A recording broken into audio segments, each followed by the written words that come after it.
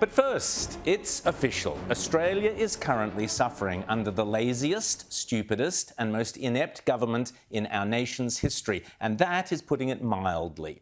Every single day we are confronted with the latest example of just how hopeless these Labor, Greens and Teal's fools are and the damage they are doing to our national prosperity. Just in the last few days, for example, we've learned that a $750 million upgrade of the NBN, which was supposed to benefit thousands of homes and businesses and inject billions of dollars into the national economy, has so far delivered an extra 100 customers. Well done. This comes on top of the claims that Labor's $10 billion Housing Australia Future Fund has built 0 homes in 3 years. Top-notch stuff, guys. Well done. Oh, and of course, we've got the predictable news that regulated electricity prices are expected to rise by $200 a year in parts of the country. Great job, team. As Peter Dutton says, Chris Bowen and Anthony Albanese have presided over a broken promise of a $275 electricity cut, which was made on 97 occasions before the last election, and now power bills have gone up by $1,300. I think it's time for Chris Bowen to be sacked, said Peter Dutton. Hear, hear. Then we had the disaster of the tariffs imposed on our steel and aluminium, which Penny Wong at least only learnt about through the media. They were elected. And they're passing the message on to a press sec before they're passing it on to their allies. I mean, that is kind of humiliating, isn't it? Well, I think what we want to say is that, this isn't we have a difference of view on this. What a farce. Albanese and Wong described Trump's tariffs on Australia as no way to treat a friend, as if installing Kevin Rudd, a man who has for years made vicious comments about Donald Trump, was a friendly act. That would be the same Albanese and Wong, by the way, who at every possible opportunity in the last 3 years have treated our great friend Israel with nothing but contempt. You don't think Donald Trump hasn't noticed the way Australia has sided against the US and Israel at the United Nations? Of course he has. The whole world is talking about Australia's shift to anti-Semitism under Wong and Albanese. But as for the tariffs themselves, as Adam Crichton pointed out in the Australian newspaper, quote, as a country, we should be far more concerned about the largely self-inflicted reasons that the Whyalla steelworks, for example, collapsed, rather than about the theoretical future impacts of US tariffs. Crichton goes on to say the billions of taxpayers' dollars the federal government is spending to bail out Whyalla, not to mention the de facto tax on energy that contributed to its collapse in the first place, dwarf whatever damage the Trump tariffs will cause. In a similar vein, I was also impressed by this letter in the Australian newspaper yesterday from a Bert Bosner from Victoria, who wrote that, quote, the biggest tariffs on Australian aluminium and steel had not been imposed by Donald Trump, but by Anthony Albanese and Chris Bowen. Labor's energy policies and the massive increase in energy prices that resulted have made the production of these metals economically unviable in this country. And the taxpayer subsidies Labor brought in to compensate for those high energy prices are actually the justification for Trump to impose his tariffs. He would see them, says Bert, logically as Australia subsidising our producers to give them an advantage over American producers. So our manufacturers lose both ways, all thanks to Labor, says Bert. All thanks to Labor. That should be the Lib slogan this election. All thanks to Labor. And all thanks, I might add, to the turgid Teals and the grotesque Greens. The sooner we get rid of these clowns and install a grown-up coalition government, the better. But on a lighter note, speaking of the Teals. How do I let my friends know that community independents aren't a party?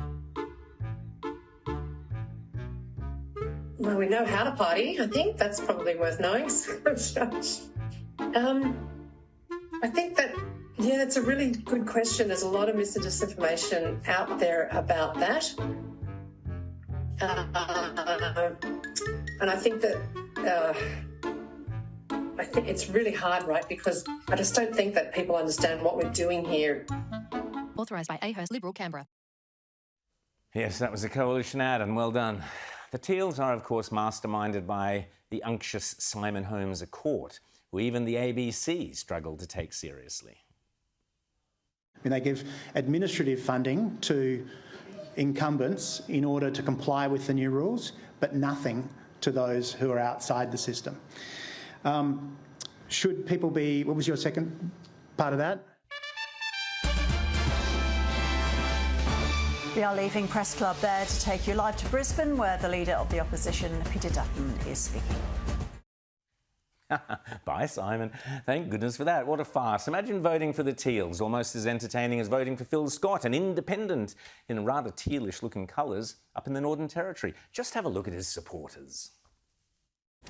'Cause we need a change to protect democracy. We've got to stand up if we want to see a future for the territory. Nothing left that we can do. It's the voice we want. Honesty, it's the voice we want. Integrity, it's the voice we want. Democracy, the voice we need. Oh yes, indeed. Democracy, democracy and honesty. Well, perhaps they took their cue from the antics of the governor of Massachusetts.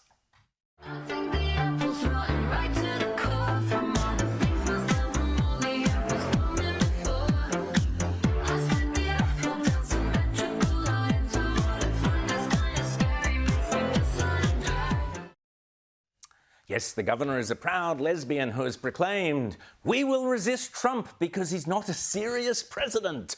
Really? Of course, music always helps, if you actually have a political point to make, like this character.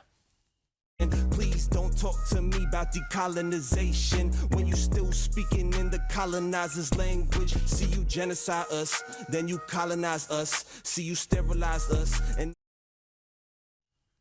Genocide, eh? Nice in a rap song, ubiquitous on lefty banners in anti-Israeli street marches like this one in New York last year.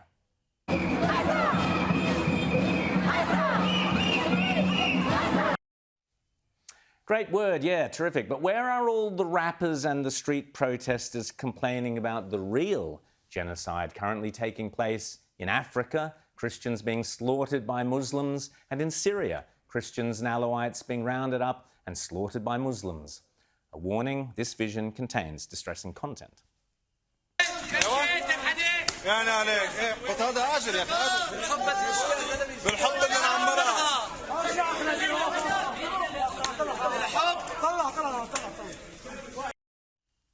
It has been reported that over 1,000 people, who knows, over 1,000 people have been slaughtered so far in Syria. Many are apparently fleeing to safety of all places, a Russian military airbase. Here's one Syrian man this week. Genocide, literally genocide. What's happening now in Syria is literally genocide against the minorities. The new government, ISIS government, 2,500 civilians are killed. Villages wiped out, all men killed. Women, they digging graves for their husbands and kids. Yes, real genocide. Where are the street marches? Where are the protests? Where are all the uni students rushing around? And meanwhile, the South African protesters appear to be revving up for a genocide all of their own, threatening to kill the whites and holding up dolls of white babies. Sickening stuff.